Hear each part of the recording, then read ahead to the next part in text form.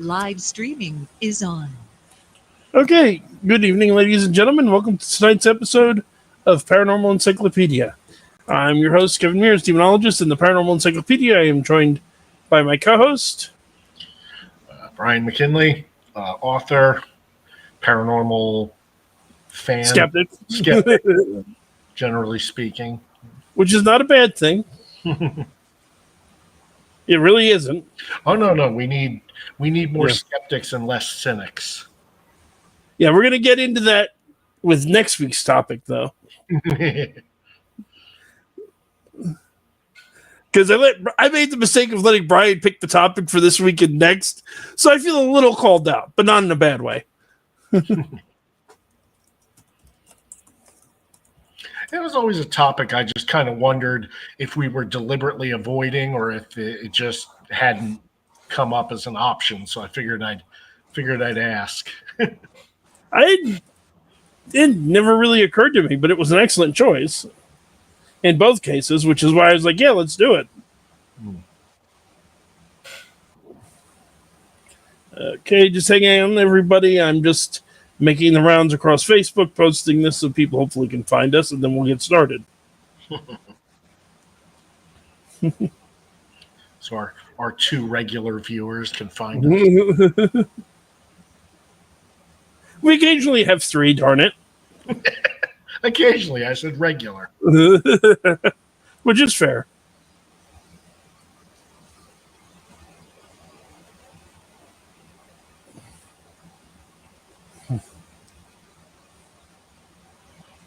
Okay.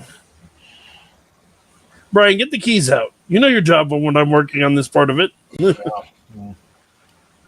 It's like I do the posting and then you distract people with shiny. There we go. Glowing highlighter. There you go. We're getting high tech here. It's not just a highlighter, but it's glowing. Yeah, it's a neon highlighter. Our budget at work, ladies and gentlemen. Yeah.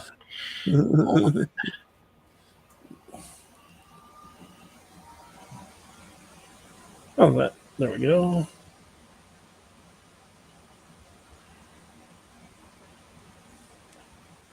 Okay, ladies and gentlemen, that's it. We are good to go. Everything is posted. People hopefully will find us.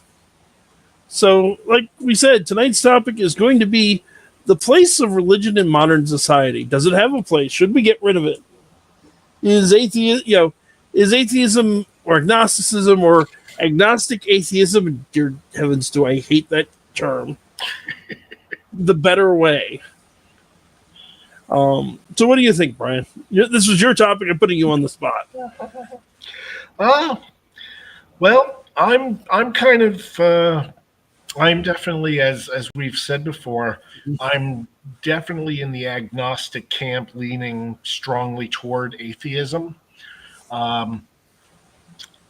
and it's been a weird journey. I've gone back and forth with spirituality throughout my life. Keep going. I'll be right back. I need to turn a couple more lights on.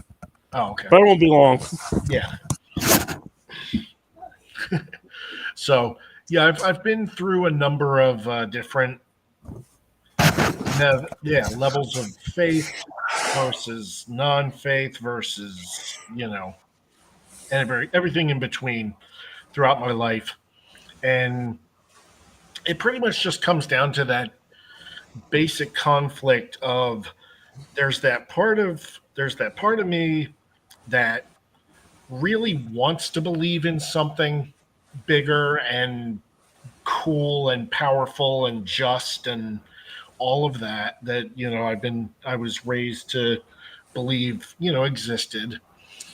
And then there's the logical part of me that the intellectual that looks at life, the world, and just goes, I just don't see it. I don't see any manifestation of anything that would justify that belief on a large scale. So I don't know. In my opinion, I've always been kind of down on organized religion, for one thing. Private spirituality and faith, I'm good with. I don't have any issue with.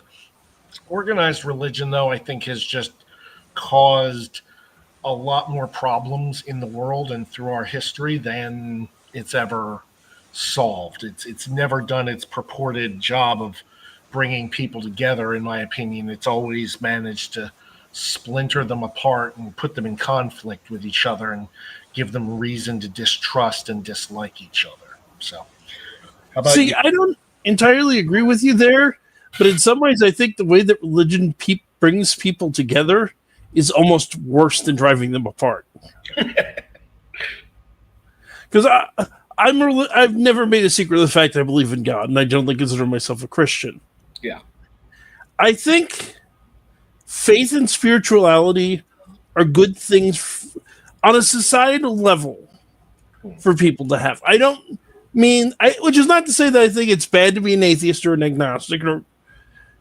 I just think that there is a psychological niche in people that faith tends to fill. You can fill it in other ways, and I'm not saying better or I'm not here to judge what's better or worse for different people. But there's a fundamental yearning people have that religion is a solution to. That I would definitely agree with. And I think, this doesn't require belief in God either, I'd point out. Certainly, I think you can very much make an evolutionary argument that as humanity evolved greater self-awareness and greater awareness of their own mortality, it was a coping mechanism to deal with the realization that we're eventually going to die. Oh, yeah. I mean, there's a reason that mythology, folklore, and spiritual beliefs exist in every culture on Earth in some form or another. I think you're right that there's that part of a human consciousness or soul or whatever that wants to be connected to something bigger. It wants to believe that we're part of something bigger, whatever that is. And I think even people that are atheists and agnostics still feel it. You just do it in a different way. You find a different something that's not religion, but that means the same to you. You get your sacred values from another source, a philosophy, a general, some people are like science. Atheism is not in and of itself a worldview. Atheists say this all the time. I think it's 100% true. But atheists have a worldview. Yeah. Everyone does. And it doesn't have to be, again, not trying to say it's a spiritual thing. And here's the problem, the big problem I see with organized religion. Because I think faith on an individual level is a good thing. I think people gathering together out of a sense of faith can also be a good thing.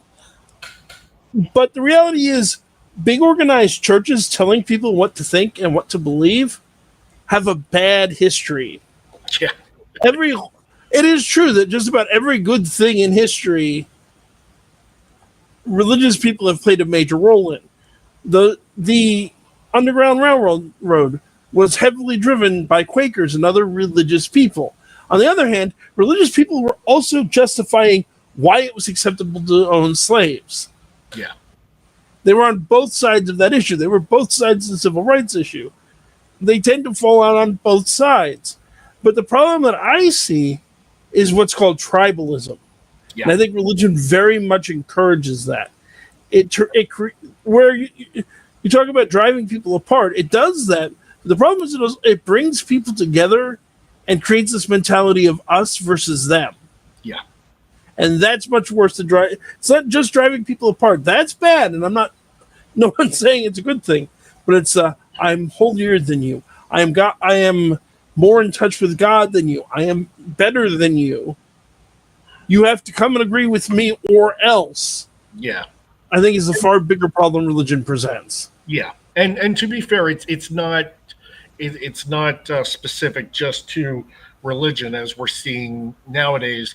Politics can create yes, tribalism and just as much of a problem with tribalism as religion does. But yeah, religion's kind of the original the original tribe that everybody wanted to belong to. And I think it's worth pointing out here as well, because this always bothers me when I watch atheists have this kind of discussion, is that I usually agree with them, and I agree with most of the points they're making, with one giant caveat. Most of what we're saying heavily applies to Western monotheistic religion. Polytheism, and particularly many forms of Asian polytheism, it's a whole different ballgame. For example, in some sects of Hinduism, there's no such thing as a non-Hindu. Any god you worship, you're Hindu. Because there's this idea, again, Hinduism isn't one religion. It's a family of closely related religions. But there's an idea in some Hinduism that there is the Brahma, which is the ultimate reality. That is, in simplest Western terms, God, but frankly, calling Brahma merely God is doing it because it's God in the Christian sense. It's all of existence. It's you and me. Yeah. The fundamental truth of humanity, of man, is the Atma, and the Atma is the Brahma. But in that form of Hinduism, all gods are just manifestations of the Brahma. All the thousands of gods of Hinduism are all just aspects of this divine truth. So Jesus is also is as much a god as Vishnu or Krishna or Ganesha, because he's just another manifestation of the same divine truth. You're not wrong to be Christian in this view of Hinduism. You're just another type of Hindu. Yeah. You're not wrong to be an atheist, because it isn't really about worshiping the gods in the right way. It's more of a karmic judgment on your behavior. Yeah. So and I think you're right. If there were more, if all religions were more like that, and like Shinto and some of the Asian ones that you were referring to, where it's a little more accepting of everything and everyone, it's like, okay, I could, I would have much less of a problem with I should point out, religion. there are whole other issues that exist with Hinduism, Sure. and with Shinto, and with these other religions. We're not saying they're perfect religions; they have their own issues. It's just that they didn't have this particular issue. Make them up, they're gonna find a way to ruin it. People destroy the best. I mean, communism on paper is not really a terrible idea. It's when you get humans involved with corrupt people running it, it sucks. Yeah, it's like everything else. It's like the people are what make it terrible, not the idea behind it. For that matter, there's a wonderful line from Mahatma Gandhi. I like your Christ. It's you Christians I have a problem with. Yeah, and I've heard a lot more. I've heard a lot of people say, if all Christians were Christ-like, wouldn't have any issue. There wouldn't be a problem. I agree, because here's the thing. One of the hotbed topics for a lot of Christians right now is the LGBTQ community. I have said this many times on the show. I'll say it again. As long as everyone involved is of legal age and consenting, love who you love. I don't judge you for that. I don't judge you if you identify as male or female, as intersex, transgender, gender fluid, all the other things out there. Not my problem, not my business. I honestly, sincerely wish you happiness in who you are. Consent, legal age, and things like that are what matters to me when it comes to issues of sexuality. I don't, adults do what adults do, and I'm not condemning gender affirming care for minors. I think that's between adults and that's between the children, their parents, and medical professional. I am not a medical professional. I'm not qualified to make those judgments. Someone who should be involved. There's a little wiggle room in the legal age thing, because I mean it's in a lot of cases it can be somewhat arbitrary. 18 if is just kind of six, a number that we picked because it sounded. Which is a whole other issue. There's certain, Yeah. and certainly if they're both 16, I'm not condemning anybody. Yeah. But again, this is something for courts and things like that. But generally speaking, safe, sane, and consensual, as the BDSM community likes to say. I think it's a great strategy. But my point is, in all of the Gospels, in all the writings about Jesus, he mentions homosexuality exactly 0 times. For as big and obsessive an issue as the modern Christian communities may have of it, he didn't see the need to talk about it at all. He didn't. Yeah, and for that, go back to like Old Testament stuff to find. Well, there is one or two. There is a verse in. I'm forgetting what, but there's a point where, what's his name, Paul, brings it up as well. But one, New Testament scholars agree that Paul is just referencing back to Leviticus, not making an original statement. And two, there's enormous debate about what man shall not lie with another man actually should translate to. And one of the general consensus is actually what it's saying is man should not lie with boy, which means it may actually be condemning pedophilia. Yeah. And you know what? I'm good with that. Yeah, that would be much more sensible and actually somewhat relevant, considering how people forget this, but guys with boys kind of played a much bigger role in the ancient world than a lot of people like to remember. Oh, very much so. Yeah, it's unfortunate, but it was a big part of numerous cultures. Also, there's a reality of when you look at the ancient world, their understanding of sexuality was completely different than our own. Like it's commonly said that the Spartans were gay, which is not exactly accurate, but it's not exactly wrong either. Yeah. There was a lot of homosexual behavior in Spartan society, particularly, unfortunately, between grown men and younger boys as part of a mentorship situation. Athens, that said, a lot of the ancient world. Yeah. That said, there was also a premise there of, in male homosexual relationships, there's nothing wrong with being the one on top, as it were. Yeah. The problem is being the submissive partner in the situation. Yeah, and I think that was a big thing with the Romans too. People misunderstand the Romans' take on sexuality. It was much more of almost a misogynistic philosophy where if you were the one receiving, well, that makes you the woman and therefore inferior. So it's a complicated thing.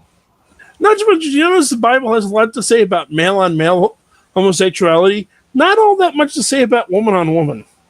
Oh no, we all love that. Which is true, and that fact is true throughout a lot of history.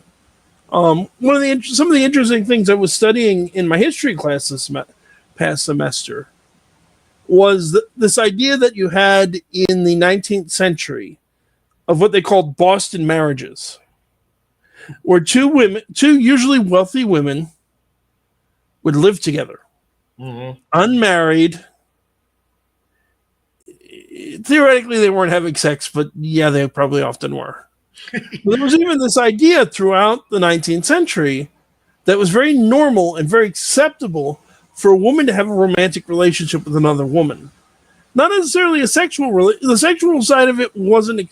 I don't mean to say the sexual side of it was acceptable, but the romantic feelings and dating and that kind of relationship was seen as normal. Yeah, I think it's always, I mean, even to this day and throughout history, I think women have always, one of their kind of societal advantages has generally been emotional openness and vulnerability, where they are allowed to express varying emotions with each other, with other people, much more than men have often been allowed to by cultural norms. Yeah, we're expected to be stoic. Yeah.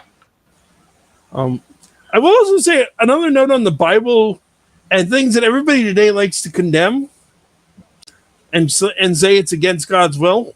If you want to annoy a pro-lifer sometime, ask them to name the verse that condemns abortion.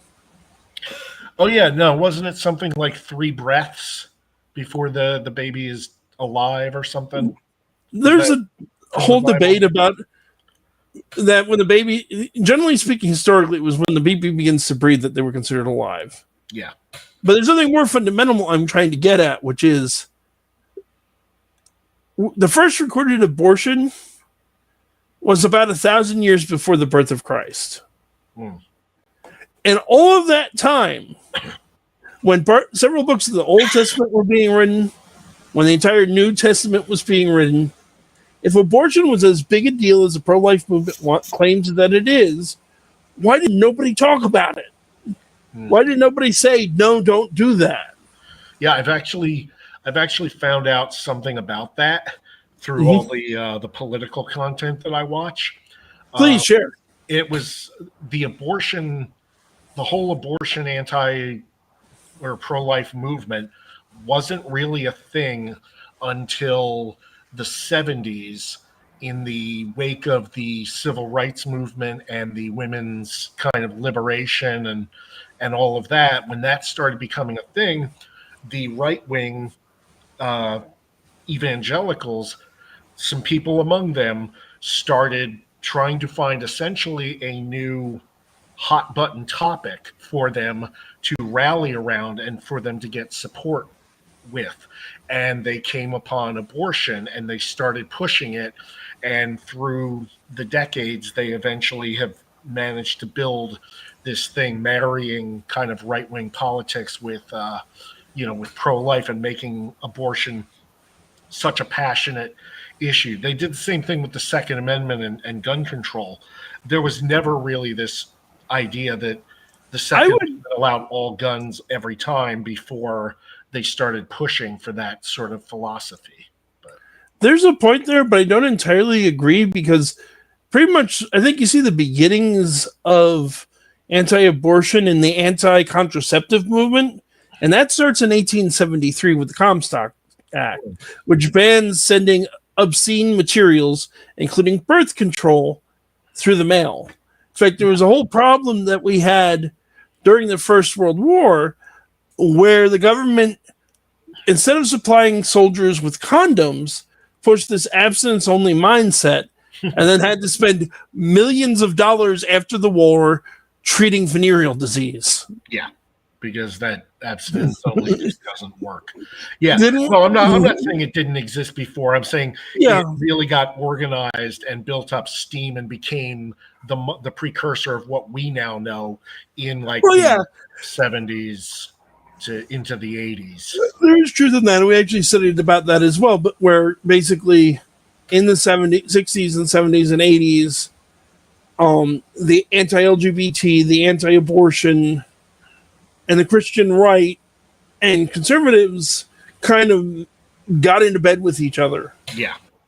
To present this united front, which I still find ironic, just because it's like Protestants and Catholics have historically hated each other for centuries, for as long as there's been Protestants, frankly. Yeah. And yet they made common cause over these issues. And I guess that's a whole other issue with religion, which is, some Christians in the United States complain all the time about how Christians are persecuted. And the general opinion of non-Christians is that our Christians are not persecuted. I mostly agree with that, with one caveat. And throughout American history and today, if a Christian's being mistreated, it's another Christian doing it. Because it's Catholics hating Protestants, Protestants hating Catholics, everybody hating the Jehovah's Witnesses and the Latter-day Saints. Yeah. I mean, there's a long history of Salem witch trials, Boston, Massachusetts Bay Colony, executed people for not just for the crime of witchcraft, the crime of being a Baptist, the crime of being a Quaker. So one of the biggest problems in religion, and it's not just by no means just Christianity, just look at the Sunnis and the Shiites in Islam. Yeah. Is violence within the same religion because you worship the right God the wrong way. Yeah. And yeah, that's the part I don't like. But I don't think anyone likes it, but it's hard to stop it, unfortunately. Yeah. So I guess the one question, I don't know, maybe this is better suited to next. Yes, we got the time, and it's our show, so ask the question. Yeah, that's what I was thinking. I would at least put it out there.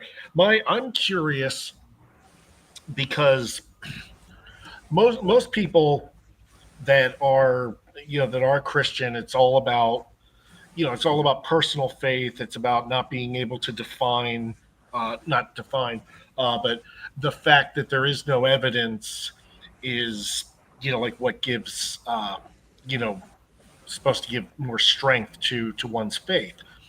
I'm curious with you because you're probably one of the few people I know who I would credit with having, essentially direct experience with the paranormal and the supernatural. I've never had it. I've never seen anything myself, so I don't have anything to go on. I know other people that say things, but I'm always skeptical. You, on the other hand, for having known you as long as I have and knowing what kind of person you are and that you're not given to fantastic, imaginings and whatnot. I find you a fairly credible source when you talk about, all of the various things that you've witnessed and experienced. So I'm wondering, how does that play in to your view of religion, spirituality, and all of that? Does that strengthen it? Is it a separate issue? Or I think that's a really good question, and it's a good example of why I thought let's do these two episodes back to back. Yeah, because they interrelate. But first of all, thank you. That I consider that quite a compliment. Yeah, no problem.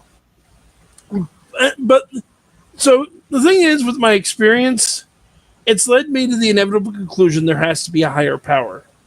I've seen particularly negative entities eventually have to bend to the will of something more powerful than themselves.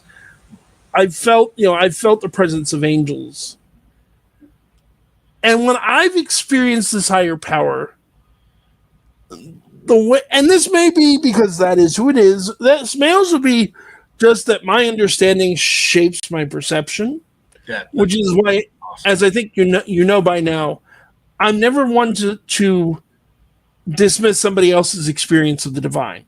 Because just because I experienced it my way doesn't make my way the only valid way, how dare I presume.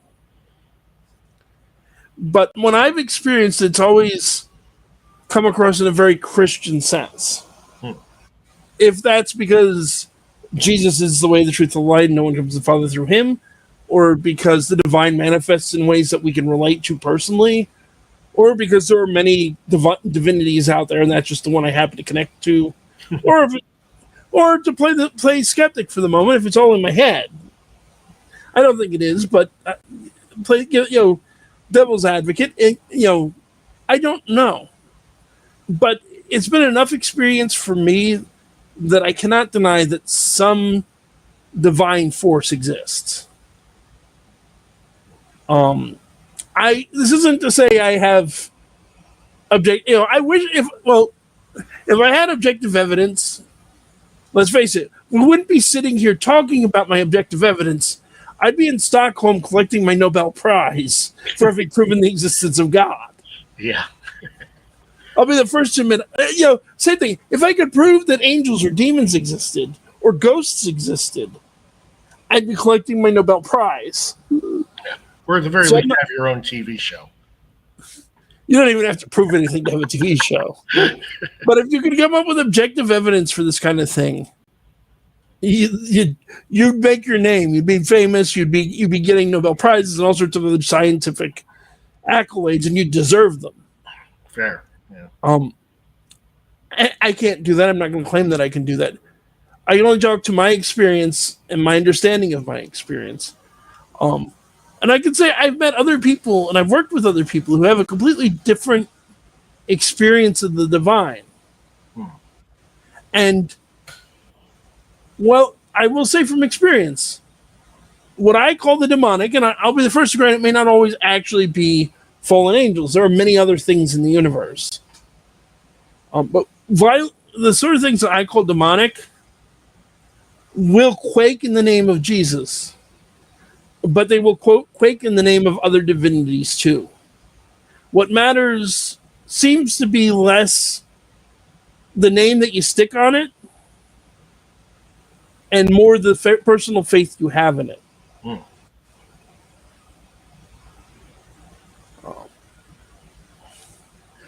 How's that for an answer? I mean, it's not maybe not the perfect answer, but it's the best answer I can give. Yeah, no, that actually makes at least a good deal of sense. I've always felt that if there was anything to any of this kind of stuff, that it would have to do with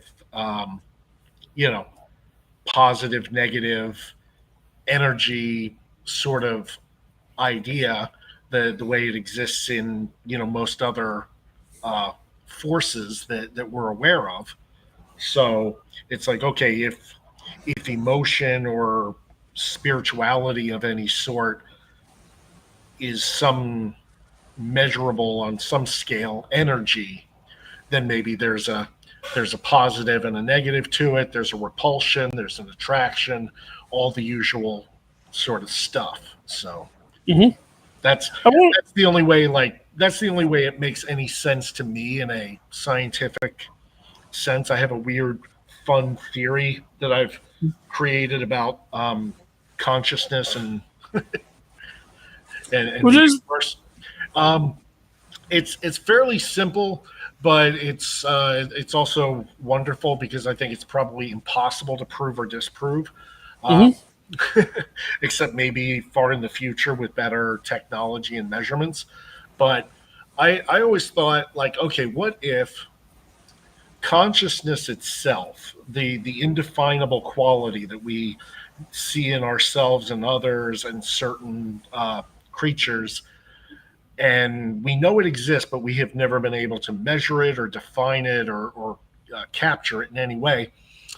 What if that's because it's essentially one thing that is the way time and space and the three material dimensions are all different dimensions that intersect?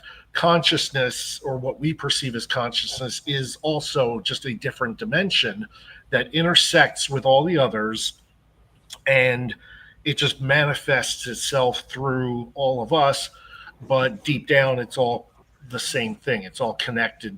And that's where the idea of psychic abilities, the flashes of insight that people sometimes have, the idea that people can occasionally think they can glimpse the future, or all of that sort of stuff, it kind of neatly wraps it all together and makes it make a sort of sense to me. So, well, I don't want to go too far down this road because I'm not a physicist. You're not a physicist. Yeah, no. And it's very easy to get into magical thinking when talking about it. But yeah, certainly there's elements in quantum mechanics, and this is a thing that's always fascinating to talk with skeptics about. Is there are aspects of quantum mechanics that could provide an explanation for psychic abilities. Yeah, I've always believed that if it does exist, as rare as it probably is, that would be a partial explanation. It's gotta exist in quantum physics and mechanics. And there are a few studies that suggest there's something that, let me be very clear when I say what I'm about to say, because while you'll get it, I want to make sure listeners, and especially if an atheist listens to this, that they understand what I'm saying. There are enough studies out there, particularly mass studies and some of the large, where they bring a bunch of studies together and sort through the data. Okay. But there are enough of those that suggests there's something going on that is outside of what statistics and probability would suggest. Now, this isn't a huge... It's not a huge change. And it's not even necessarily a change big enough to say, yes, psychic ability definitely exists. What it does say, in my opinion, is that there's something there worth pursuing scientifically. And there are people there are parapsychologists and people like that are doing so in laboratories and working on trying to puzzle out more definitive evidence. I know the one study I've heard of over the years that sounded fascinating. They did a thing where they brought a group of martial artists together in a room with a digital readout screen. They then set a random number generator that is as random as it's possible to get. It was I want to say it was based on nuclear decay rates, so that no one could possibly know whether it was going to be a positive number or a negative number or what the number was going to be that came out of it before it came out. And they just had the martial artists focus on trying to make the numbers that it generated more positive than negative. And it worked. That's not definitive proof of anything. There's lots of ways of explaining that. But it's certainly an interesting enough result to say, let's take a closer look. And there's a few other examples. There was a pair in Princeton University that I read about, similar to that, very interesting, where they got statistically significant deviation from what should have been pure random 50 chance. Yeah, it was something that was looked at. They also did I forget how they measured it, but like quantum particles. And they were watching while people were awake and while they were asleep. And there was something about certain particles were not present when they were sleeping, but they were present when they were awake. And that kind of intrigued them and said, okay, well, wait a minute, where do these particles go when the person is, quote, not conscious, Well, I think one of the most interesting things is a book that was written by a woman by the name of Annie Besant and a gentleman by the name of Charles Leadbeater, called Occult Chemistry. In Occult Chemistry, they claimed that they could use clairvoyance to examine matter at the subatomic level, which sounds all kinds of crazy. But in the book, they suggest the existence of a number of, so far at the time, undiscovered elements. One of which they call paraneon. Now, I'm trying to find the guy's name, but I can't quite find it. The guy who invented the mass spectrometer discovered what an isotope of neon that had the same atomic weight and same general characteristics as this paraneon. How close were they? When he got the Nobel Prize, he explicitly named occult chemistry as an influence on his work. For that matter, I always forget, so I want to look this up real quick. The EKG or EEG, one's heart, one's brain. I always forget which is which.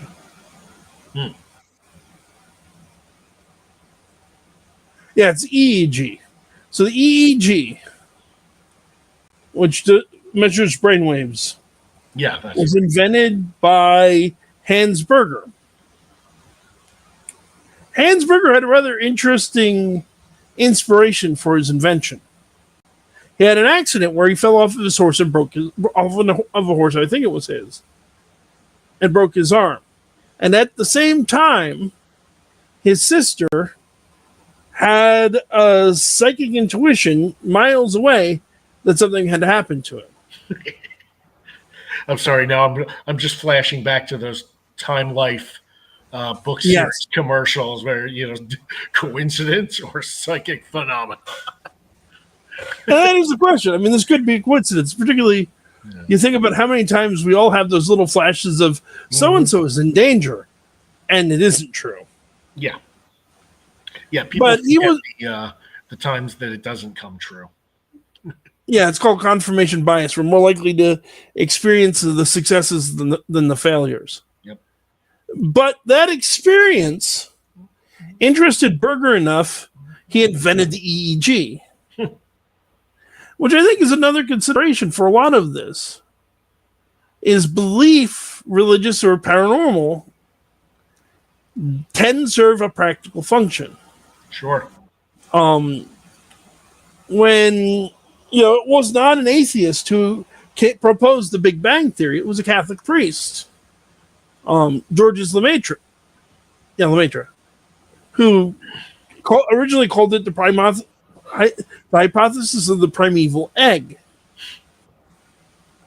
And then it was an atheist, actually, who nicknamed it the Big Bang Theory because he had so little respect for it.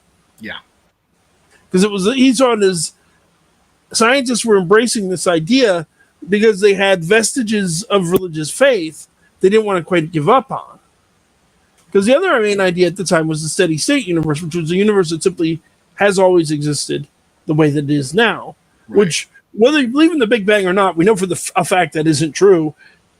One of the things that inspired Lemaitre's work, the Heisenberg uncertainty principle, and the discovery that the universe is not Hubble's work. And the discovery the universe is in fact expanding. Yeah. Which logically leads to the conclusion, well, if it keeps going out, if you keep going back in time, it keeps getting closer and closer together, leading to a Big Bang concept. Something had to start. Yeah. And Lemaitre, to his credit, I'm not told the Pope at the time not to embrace it as Catholic doctrine. Because his understanding, which I think was very sound, was, science by its nature should be malleable. Scientific theories change when you find new data. Yeah. Fundamental questions of theology shouldn't be quite like, did God create the universe? Maybe it shouldn't be so malleable. If you're going to still be Christian, at least. Yeah. And it's the other thing to keep in mind. Religion has a very complicated history with science, but not all of that history is bad. Yeah. When one of the most famous examples of science versus religion was, of course, the story of Galileo, which people grossly misrepresent. Because here's the thing: first of all, Galileo was not the first person to propose that the sun was the center of the universe. It was Copernicus who first suggested it. Yeah. When Copernicus suggested it, it was actually very well received and generally accepted within the Catholic Church.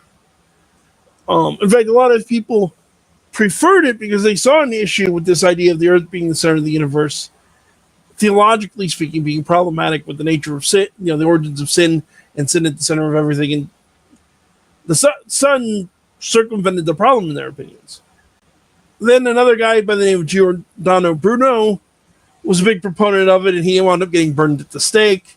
While I am not justifying anyone being burned at the stake, heliocentrism is not the only thing the church took issue with the man. And then Galileo proposes it again. And he bases his conclusion on a couple of observations. One being watching the progression of the moons of Jupiter through his telescope. And he made a number of conclusions, some of which were fundamentally wrong. For example, he believed that comets didn't actually exist. He thought they were basically an optical illusion type of thing. And he raised a huge stink in the scientific community, particularly because he was disagreeing with a lot of science, not just religious people, but scientists at the time. Yeah. And the scientific community went to the Pope and said, look, you got to do something about this guy. And that's the first time he was called in front of the Inquisition. And the end result of that trial was, look, your theories are fine, but could you do us a favor and publish a book presenting both sides of the argument? Which he did. And this is what actually got him in trouble. Because he wrote a dialogue concerning the chief two world systems, which was a debate between the intellectual and the fool.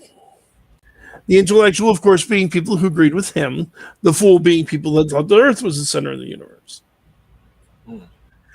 This wouldn't have been as big a problem as it was, except then he did the really stupid thing, which he started quote mining important Catholic cardinals and bishops and the Pope himself, who, bear in mind, up until this point, was a close friend and supporter of Galileo's, but quoted them out of context, made them look stupid supporting the opposite side.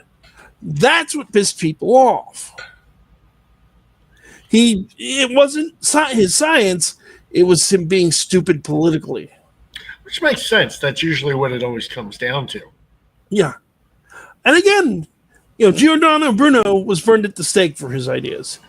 What happened to Galileo? He was called again before the Inquisition. The Inquisition found him grossly suspect of heresy. Not guilty, just suspect. He was then sentenced to life in prison.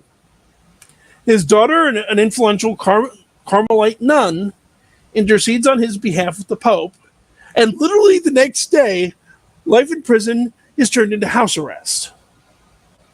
And he's sent to his palatial estate, throws parties, continues his scientific work. In fact, it's while he's quote-unquote imprisoned that he writes the Two New Sciences, which is widely considered his finest book, and the book that set him up not just as the heliocentric guy, but the father of the study of physics.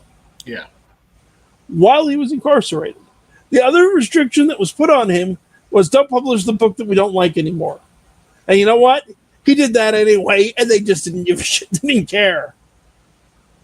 They kept doing the thing. The one thing they said, don't do this anymore. They kept doing it. They said, keep doing it. We don't care. As fates for people called before the Inquisition goes, it's not that terrible. No, he got off pretty light. All right, so I guess any final thoughts to bring us back around to the beginning, over idea of religion, or I think my ultimate message to people of faith watching this, more than anyone, that's who I want to address. There's nothing wrong with believing in God or gods, but try to be a decent person. And I'm not saying religious people aren't. Many religious people are very wonderful people. But Jesus said, love thy neighbor as thyself. And for that matter, one of my favorite verses in the Bible, 1 John 3:15 says, whosoever hateth his brother is a murderer, and ye know that no murderer has eternal life abiding within him. Now, many very intolerant Christians will claim that they don't hate anybody. And I will say to them, first that, okay, but there are Christians that do actively, openly say they hate homosexuals. Just look at the New International Fundamentalist Baptists, who are admittedly, crazy people, like Greg Locke, openly imitating people. Stephen, I don't even remember his name or care enough to look him up. Yeah. But there are a lot of Baptists that do imitating people. Yeah. And White nationalists, Christian nationalists. Also an excellent example. And let me also propose this. There's an idea in philosophy, particularly ethics, called the veil of ignorance. And if you want to tell if you're being hateful or not, I think it comes in handy here too. Think of what you're saying. That homosexual, you don't hate homosexuality, but homosexual marriage should be banned. Now step back. Drop the homosexual part of that. If I was to say to you, Christian marriage should be banned, would you call that hateful? If I said, I don't want your heterosexual relationship around my children, meaning, if a teacher is married, their husband or wife, as is whichever the case, coming in, giving them a kiss, doing the normal things. If you would find it hateful said about yourself and the groups that you identify with, it's hateful when you're directed at somebody else. But God said so isn't an excuse. God said to be hateful is to be a murderer. So if what you're saying is hateful to you, if it was said to you, it's hateful to say it to somebody else, and you are condemned by the very law that you try to condemn others with. That's fair. For me, I just my final word would be, I think that there are parts of life and the world that religion is useful for, and I think there are other parts that it is not useful for. And I would wish that we could go back to that. When it comes to encouraging and organizing charitable efforts. Goodwill campaigns, moral, ideas, things of that nature. Okay, religion is generally probably pretty good for that. As far as defining a morality, setting rules of behavior, stuff like that. It's pretty good for that. And if it's stuck to that, we'd probably be fine. It doesn't belong in, secular laws, and it doesn't belong as a force for excluding one group over another or elevating one group over another.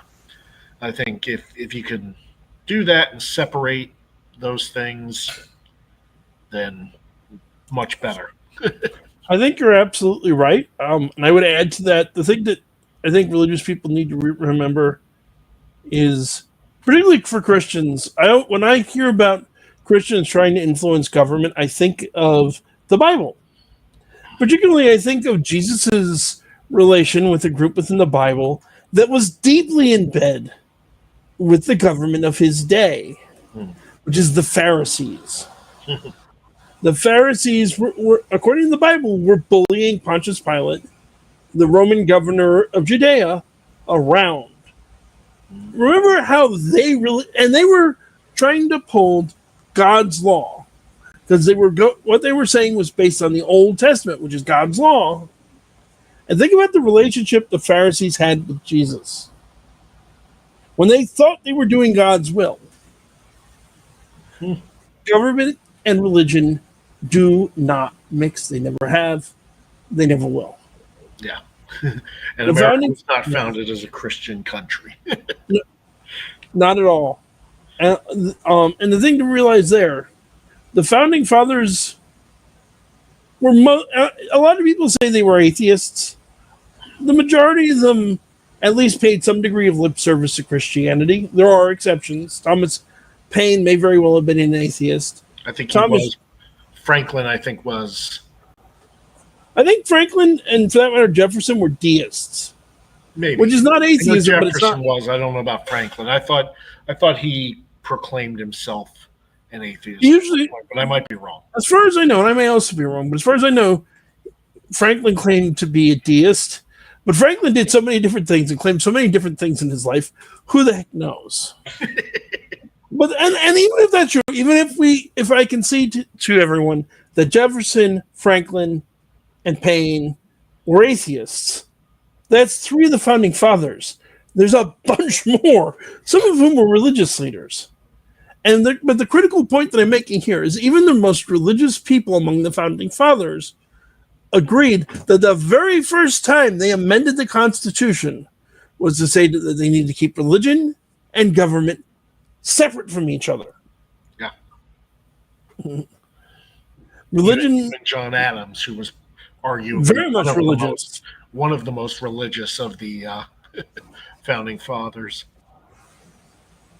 And there's a quote I want to say from Madison that religion and government exist in greater purity when separate. And there's a practical and this is actually something I wanted to talk to when we have time left. But one thing I wanted to address in particular, the thing that for those of you, anyone watching this who doesn't know, there is a YouTuber I love called Reverend Ed Trevors, who is a Episcopalian Anglican priest in Nova Scotia, Canada. And he has a lot of really wonderful things to say, very much about the importance of keeping government and religion separate. Because the thing that he accurately points out is that if you open that door and really allow religion into government, the door goes both ways. Yeah. It means government gets more say in religion, and you don't want that. And the 2 things people I think need to always remember is that 1, religion running the government only sounds good to anyone when it's their exact form of religion running the government. Yeah. Sure, a Christian nation sounds great, but if you're an evangelical or a Baptist, so does the Catholic Church running the government sound good? The Latter-day Saints, the Jehovah's Witnesses, they all consider themselves Christian. Is that the form of Christianity you want telling you how to practice your religion? I'm betting it isn't. Yeah. You're better off not giving religion that power. What I do think instead should happen, though, is this, because there's the reality of that religions are getting involved in government. And this is not working out well. But there is a simple rule that if we bother to enforce would be a start in fixing it, which is this. It is illegal for a 501c3 organization, which would include churches, to openly back a political candidate. Yeah. Let's go back to enforcing that. No more of these far-right churches supporting Trump. No churches and it isn't just to the right. No religious organizations get to support Biden either. Yeah. No religion doesn't get that say in politics. And if they do, they lose their nonprofit status. That's what should happen. Yeah. And this is not a new law. This is not an undue hardship. This is enforcing a law on the books. Do you have anything else you want to add? Since I went a lot longer than even I originally intended. No, it's all right. I think we're ending at a good. Yeah, I would agree. I asked not because I want to add more time. I asked because I don't want to cut you off if you have something to say. Oh yeah, no, I appreciate that. But that's going to do it for tonight, ladies and gentlemen. I think, and Brian, if this is a problem, tell me and we'll figure it out. But I think that this time, 8:00 Eastern Standard Time on Sundays, is probably pretty good. Yeah, it's not bad. It gives me time to have dinner beforehand and all that. Exactly. My fiance starts work at 8:00 at night. We were originally going to do this at 7, which is usually tonight, and then usually is when she's packing up and leaving. So that way she's out of the house. It's just me. You don't have somebody banging around in the kitchen, which is where I do the show from. It gives, and there are going to be times we're going to have to change that. We have a whole bunch of guests that we're about to schedule both individually, and we're going to be doing a panel. A lot of new familiar faces, and maybe one or two new, and some new ones as well, are going to be coming on. And we may have to do that. We have guests in other countries that may be joining us. So we may have to change times to accommodate people, which is why I go to the Facebook group, the Paranormal Encyclopedia. I update those kinds of changes on there. Well, also, there's nothing saying you have to watch live. You can always catch the video later. This is also absolutely true, although I'm particularly thinking with some of the guests we're having on, people may have questions. Yeah, if somebody wants to have questions. That is something we could do for that. We could let people submit questions ahead of time, announce the topic. I was just about to say that, and you're absolutely right. But I will make an effort to announce on Facebook upcoming guests so you can A, try to make the show, and B, if you can't make the show, share questions you'd like us to ask. We're always happy to do that. But at any rate, that's going to do it for tonight. We will be back next week to talk about magical thinking, 8 p.m. Eastern Standard Time on Sunday. Until then, that's going to be it for me. I'm Kevin Mears, demonologist, Paranormal Encyclopedia, saying good night and God bless.